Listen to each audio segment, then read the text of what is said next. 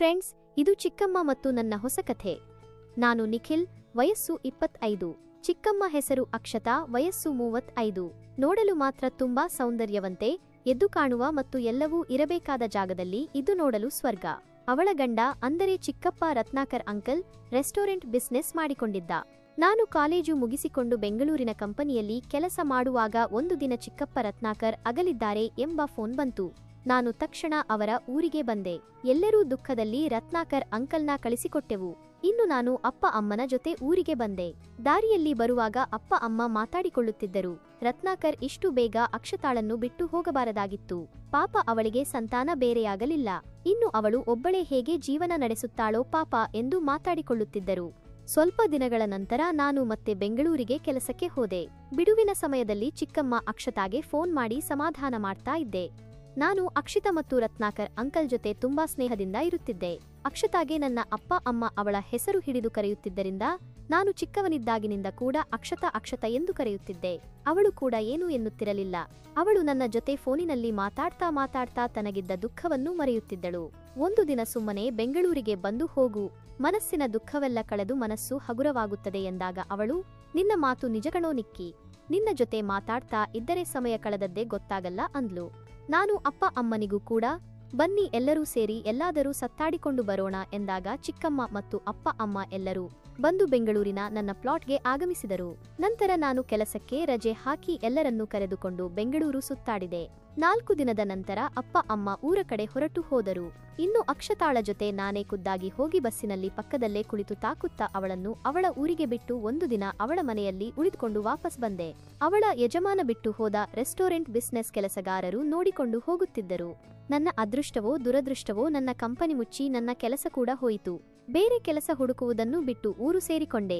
ಸ್ವಂತ ಊರಿನಲ್ಲಿ ಏನಾದರೂ ಉದ್ಯೋಗ ಮಾಡುವ ಪ್ಲಾನ್ ಹಾಕುತ್ತಾ ಇರುವಾಗ ಅಕ್ಷತಾ ನನ್ನ ಅಮ್ಮನ ಜೊತೆ ಫೋನ್ನಲ್ಲಿ ಮಾತಾಡ್ತಾಳೆ ಇದ್ದಳು. ನಾನು ಕೆಲಸ ಇಲ್ಲದೆ ಮನೆಯಲ್ಲಿ ಇರುವ ವಿಷಯ ಅಕ್ಷತಾಳಿಗೆ ತಿಳಿಸಿದ್ದೆ.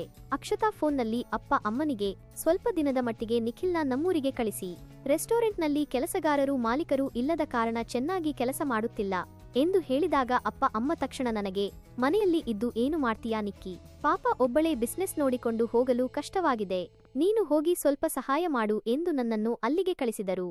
ಮರುದಿನ ನನ್ನ ಬೈಕ್ ತೆಗೆದುಕೊಂಡು ಬ್ಯಾಗ್ ಹೆಗಲಿಗೆ ಹಾಕಿಕೊಂಡು ಅವಳ ಊರಿಗೆ ತಲುಪಿದೆ. ಅಕ್ಷತಾ ನೈಟಿಯಲ್ಲಿ ನನ್ನನ್ನು ಸ್ವಾಗತ ಮಾಡಿಕೊಂಡಳು. 3 ಗಂಟೆ ಬೈಕ್ ಜರ್ನಿ ಮಾಡಿ ಸುಸ್ತಾಗಿದ್ದ ನನಗೆ ಅಕ್ಷತಾ ಬಾಗಿ ಊಟ ಬಡಿಸಿದಳು. ಮೊದಲ ದಿನವೇ ದರ್ಶನವಾಗಿ ನನ್ನ ಮನಸ್ಸಿಗೆ ಆನಂದವೂ ಆನಂದ. ಇನ್ನು ಆ ಮನೆಯಲ್ಲಿರಲು ಇನ್ನೇನು ಕಾರಣ ಬೇಕು ಹೇಳಿ? ಅಕ್ಷತಾ ಮತ್ತು ರತ್ನಾಕರ್ ನಮಗೆ ದೂರದ ಸಂಬಂಧಿಗಳು. ಅವರಿಬ್ಬರು ಪ್ರೀತಿಸಿ ಮದುವೆಯಾಗಿದ್ದರು. ಆ ಮದುವೆಗೆ ನಮ್ಮ ಅಪ್ಪ ಅಮ್ಮ ಸಹಾಯ ಮಾಡಿದ್ದರಿಂದ ಅವರು ನಮ್ಮ ಅಪ್ಪ ಅಮ್ಮನ ಜೊತೆ ಬಿಟ್ಟರೆ ಬೇರೆ ಯಾರ ಜೊತೆಯೂ ಮಾತಾಡುತ್ತಿರಲಿಲ್ಲ. ಒಂದೇ ಮಾತಲ್ಲಿ ಹೇಳಬೇಕೆಂದರೆ ಅವರಿಗೆ ಬೇರೆ ಸಂಬಂಧಿಕರ ಬಳಗ ಕಡಿಮೆ ಇತ್ತು. ಇನ್ನು ನಾನು ಸಂಜೆ 5ರಿಂದ ರಾತ್ರಿ 9ರವರೆಗೆ ರೆಸ್ಟೋರೆಂಟ್ ಅನ್ನು ನೋಡಿಕೊಂಡು ಸಂಜೆ 9ವರೆಗೆ ಮನೆಗೆ ಬರುತ್ತಿದ್ದೆ. ನಂತರ ಅಕ್ಷತಾ ನಾನು ಇಬ್ಬರು ಸೇರಿಕೊಂಡು ಊಟ ಮಾಡಿ ಟಿವಿ ನೋಡ್ತಾ ಇದ್ದೆವು. ಹೀಗೆ ದಿನಗಳು ಕಳೆದಂತೆ ನಾನು ಅಕ್ಷತಾ ಸ್ನೇಹಿತರಂತೆ ಇರಲು ಆರಂಭಿಸಿದೆವು. ಒಂದು ದಿನ ಅಕ್ಷತಾ ತನ್ನ ಹೊಣೆಯಲ್ಲಿ ಅಳುತ್ತಾ ಕುಳಿತಿದ್ದಳು. ನಾನು, ಏನಾಯ್ತು, ಯಾಕೆ ಅಳ್ತಾ ಇದ್ದೀಯಾ ಎಂದು ಕೇಳಿದಾಗ, ಪಕ್ಕದ ಮನೆಯಲ್ಲಿ ಪೂಜೆ ಇತ್ತು. ಅವರು ಪ್ರತಿವರ್ಷ ಪೂಜೆಗೆ ಕರೆಯುತ್ತಿದ್ದರು, ಆದರೆ ಈ ವರ್ಷ ಪೂಜೆಗೆ ಆಹ್ವಾನ ಕೊಟ್ಟಿಲ್ಲ ಎಂದಳು. ವಿಷಯ ತಿಳಿದು ನಾನು ಅವಳ ಕಣ್ಣೀರನ್ನು ಒರೆಸಿ ಅಪ್ಪಿಕೊಂಡು, ಇರಲಿ ಬಿಡು ಅಕ್ಷತಾ, ಅಂಕಲ್ ಹೋಗಿದ್ದಾರೆ, ಅದನ್ನು ನೆನೆಸಿಕೊಂಡು ದುಃಖದಲ್ಲಿದ್ದರೆ ನಿನ್ನ ಮನಸ್ಸು ಭಾರವಾಗುತ್ತದೆ ಎಂದು ಸಮಾಧಾನ ಮಾಡಿ ಕರೆದುಕೊಂಡು ಹೊರಗೆ ಸೋಫಾ ಮೇಲೆ ಕೂರಿಸಿದೆ. ನಂತರ ನಾನು ನನ್ನ ಕೋಣೆಯಲ್ಲಿ ಆ ಕೆಲಸ ಮಾಡಿಕೊಂಡು ಹೋಗುತ್ತಿದ್ದೆ. ರೆಸ್ಟೋರೆಂಟ್ನಲ್ಲಿ ಬಂದ ಲಾಭವನ್ನೆಲ್ಲ ಅವಳ ಕೈಗೆ ಕೊಡುತ್ತಿದ್ದೆ. ಅಕ್ಷತಾ ಬಂದ ಲಾಭ ನೋಡಿ ತುಂಬಾ ಖುಷಿ ಪಡುತ್ತಿದ್ದಳು. ಇನ್ನು ನನಗೆ ಅದರಲ್ಲಿ ಅರ್ಧ ಕೊಡಲು ಬಂದಾಗ ನಾನು, ಬೇಡ, ತಿಂಗಳ ಸಂಬಳ ಸಾಕು ಎಂದರು. ಅವಳು, ನನಗೆ ಯಾರಿದ್ದಾರೆ, ಇಷ್ಟು ಹಣ ತೆಗೆದುಕೊಂಡು ಏನು ಮಾಡಲಿ ಎಂದು ನನ್ನ ಕೈಗೆ ಇಟ್ಟಳು. ನಾನು ಕಷ್ಟದ ಸಮಯಕ್ಕೆ ಆಗುತ್ತದೆ ಎಂದು ಅವಳ ಬ್ಯಾಂಕ್ ಖಾತೆಗೆ ಜಮಾ ಮಾಡಿ ಬಂದೆ. ನಾನು ಅವಳನ್ನು ಕೇರ್ ಮಾಡುವುದು ನೋಡಿ ಅಕ್ಷತಾ ತುಂಬಾ ಖುಷಿಯಿಂದ ಇರುತ್ತಿದ್ದಳು. ಬಟ್ಟೆ ತೊಳೆಯುವಾಗ, ಅಡುಗೆ ಮಾಡುವಾಗ ಮತ್ತು ಊಟ ಬಡಿಸುವಾಗ ನಾನು ಸೌಂದರ್ಯ ನೋಡುವುದು ಅವಳಿಗೆ ತಿಳಿದಿತ್ತು. ಒಂದು ದಿನ ಅವಳು ನನ್ನನ್ನು ನಿಧಾನಕ್ಕೆ ಕೂರಿಸಿ ಕೇಳಿಯೇ ಬಿಟ್ಟಳು, ಏನೋ ನಿಕ್ಕಿ, ನೀನು ಏನು ನೋಡ್ತೀಯಾ ಎಂದು ನನಗೆ ತಿಳಿದಿದೆ. ಆ ಮಾತನ್ನು ಅವಳೇ ಹೇಳಿದಾಗ ನಾನು ಒಂದು ಕ್ಷಣ ದಂಗಾಗಿ ಹೋದೆ. ನಂತರ, ಇಲ್ಲ ಅಕ್ಷತಾ, ಮುಂದೆ ಈ ತರ ಆಗಲ್ಲ ಬಿಡು ಎಂದು ಸುಮ್ಮನೆ ಸೋಫಾ ಮೇಲೆ ಕುಳಿತುಕೊಂಡೆ. ಅವಳು, ಅದೆಲ್ಲ ಕಾಮನ್ ಕಣೋ, ಉಪ್ಪು ಖಾರ ತಿಂದವರು ಸುಮ್ಮನೆ ಇರಲು ಆಗುತ್ತಾ ಎಂದು ಕಿಚನ್ಗೆ ಹೋದಳು. ನಾನು ನಿಧಾನಕ್ಕೆ ಹಿಂದೆ ಹೋಗಿ, ಅಡುಗೆ ಏನ್ ಮಾಡ್ತೀಯಾ ಅಕ್ಷತಾ ಎಂದು ಕೇಳಿದಾಗ ಅವಳು, ನಿಂಗೆ ಏನು ಬೇಕು ಹೇಳು, ಅದು ಮಾಡಿಕೊಡುತ್ತೇನೆ ಎಂದು ಹೇಳಿದಳು. ನಾನು ಅವಳ ಮುಖ ನೋಡುತ್ತಾ ನೋಡುತ್ತಾ ಮೊಸರು ಅನ್ನ ಊಟ ಮಾಡಬೇಕು ಅಂದೆ. ಅವಳು ಅಷ್ಟೇ ಅಲ್ವಾ, 10 ನಿಮಿಷದಲ್ಲಿ ಮಾಡ್ತೀನಿ ಇರು ಎಂದು ಮೊಸರನ್ನ ಮಾಡಿಕೊಟ್ಟಳು. ನಾನು ಹಬ್ಬ ಸೂಪರ್ ಆಗಿದೆ ಎಂದಾಗ ಅವಳ ಕಣ್ಣಲ್ಲಿ ಸಂತೋಷ ನೋಡಿದೆ. ಅವಳು ಕೂಡ ಊಟ ಮುಗಿಸಿ ನನ್ನ ಎದುರು ಸೋಫಾ ಮೇಲೆ ಕುಳಿತುಕೊಂಡಳು. ನಾನು ಅವಳ ಮುಖವನ್ನೇ ನೋಡುತ್ತಾ ಇದ್ದಾಗ ಅವಳು ನಗೋಕೆ ಆರಂಭ ಮಾಡಿದಳು.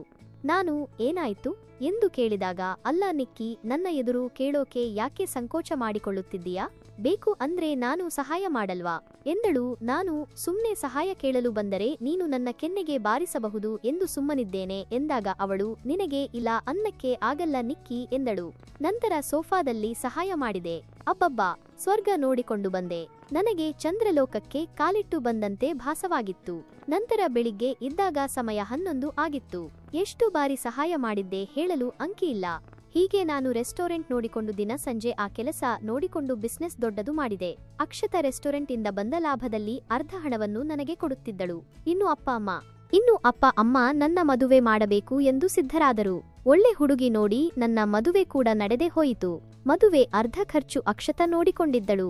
ಆದರೆ ನನ್ನ ಹಣೆಬರಹಕ್ಕೆ ಮದುವೆಯಾದ 4 ತಿಂಗಳಿಗೆ ನನ್ನ ಮದುವೆಯಾದವಳು ಜಗಳ ಮಾಡಿ ತವರು ಮನೆಗೆ ಹೋಗಿ ಸೇರಿಕೊಂಡಳು. ಹೆಂಡತಿ ತವರು ಮನೆ ಸೇರಿದ್ದರಿಂದ ಅಕ್ಷತಾ ನನಗೆ ಆಸರೆಯಾದಳು. ಅವಳ ಮನೆಯಲ್ಲಿ ಇದ್ದು ರೆಸ್ಟೋರೆಂಟ್ನ ಎಲ್ಲಾ ಕೆಲಸಗಳನ್ನು ಕಲಿತು ಹೊಸ ಉದ್ಯಮವನ್ನು ಆರಂಭ ಮಾಡಿದೆ. ಬಂದ ಲಾಭದಿಂದ ಸ್ವಂತ ಊರಿನಲ್ಲಿ ಒಂದು ಮನೆ ಕಟ್ಟಿಸಿದಾಗ ಹೆಂಡತಿ ಮನಸ್ಸು ಬದಲಿಸಿ ಮನೆಗೆ ಬಂದಳು. ನಂತರ ಹೆಂಡತಿಯೊಂದಿಗೆ ಒಳ್ಳೆಯ ಸಂಸಾರ ಆರಂಭವಾಗಿ ನನ್ನ ಅದೃಷ್ಟಕ್ಕೆ ಜವಳಿ ಮಕ್ಕಳು ಜನಿಸಿದವು. ತುಂಟ ಮಕ್ಕಳನ್ನು ನೋಡಿಕೊಳ್ಳಲು ನನ್ನ ಹೆಂಡತಿ ಜೊತೆ ನಮ್ಮ ಅಮ್ಮ ಕೂಡ ಇದ್ದರು. ಹೀಗೆ ಅವಾಗ ಅಕ್ಷತಾ ಕೂಡ ಬಂದು ಹೋಗುತ್ತಿದ್ದಳು. ನನ್ನ ಮದುವೆಗೆ ಅಕ್ಷತಾ ಹಣ ಕೊಟ್ಟಿದ್ದಳು. ನಂತರ ಅದನ್ನೆಲ್ಲ ವಾಪಸ್ ಕೊಟ್ಟೆ. ಆದರೆ ಒಂದು ದಿನ ಅಕ್ಷತಾ ನಮ್ಮನ್ನೆಲ್ಲ ಅಗಲಿಬಿಟ್ಟಳು. ಅವಳ ಅಗಲಿಕೆಯ ನೋವಿಂದ ಹೊರಬರಲು ನನಗೆ ತುಂಬಾ ಸಮಯ ತೆಗೆದುಕೊಂಡಿತ್ತು. ಅವಳ ಅಸ್ಥಿಯನ್ನೆಲ್ಲ ಅನಾಥ ಮಕ್ಕಳಿಗೆ ದಾನ ಮಾಡಿ ಜನಸೇವೆ ಮಾಡಿದೆ. ಏನು ಮಾಡಿದರೂ ಅಕ್ಷತಾಳನ್ನು ಮರೆಯಲು ಸಾಧ್ಯವಾಗುತ್ತಿಲ್ಲ. ನನ್ನ ಜೊತೆ ಸ್ನೇಹಿತೆಯಂತೆ ಇದ್ದವಳು ಇಂದು ಇಲ್ಲ. ಈ ನೋವು ನನ್ನನ್ನು ಕಾಡುತ್ತಿತ್ತು. ಹೀಗಿದ್ದಾಗ ನಾನು ಹೇಗೋ ಮಕ್ಕಳ ಜೊತೆ ಸಮಯ ಕಳೆದು ಮನಸ್ಸಿಗೆ ಇದ್ದ ದುಃಖದ ಭಾರ ಕಡಿಮೆ ಮಾಡಿಕೊಳ್ಳುತ್ತಿದ್ದೆ. ನಂತರ ಆರಂಭ ಮಾಡಿದ ಇನ್ನೊಂದು ರೆಸ್ಟೋರೆಂಟ್ಗೆ ಅಕ್ಷತಾಳ ಹೆಸರೇ ಇಟ್ಟು ಮುಂದುವರಿಸಿದೆ. ನಂತರ ಈಗ ನನ್ನ ಹತ್ತಿರ 4 ರೆಸ್ಟೋರೆಂಟ್ಗಳಿವೆ. ಈಗ ನಾನು ಎಲ್ಲವನ್ನೂ ಹೊದಿದ್ದೇನೆ. ಆದರೆ ಅಕ್ಷತಾ ನಮ್ಮ ಜೊತೆಗಿಲ್ಲ ಎಂಬ ನೋವು ನಮ್ಮನ್ನು ಕಾಡುತ್ತಿದೆ. ಕಥೆ ಕೇಳಿದ್ದಕ್ಕೆ ಧನ್ಯವಾದಗಳು ಸ್ನೇಹಿತರೆ. ಮುಂದಿನ ಮತ್ತೊಂದು ಸುಂದರವಾದ ಕಥೆಯಲ್ಲಿ ಭೇಟಿಯಾಗೋಣ. ನಮಸ್ಕಾರಗಳು.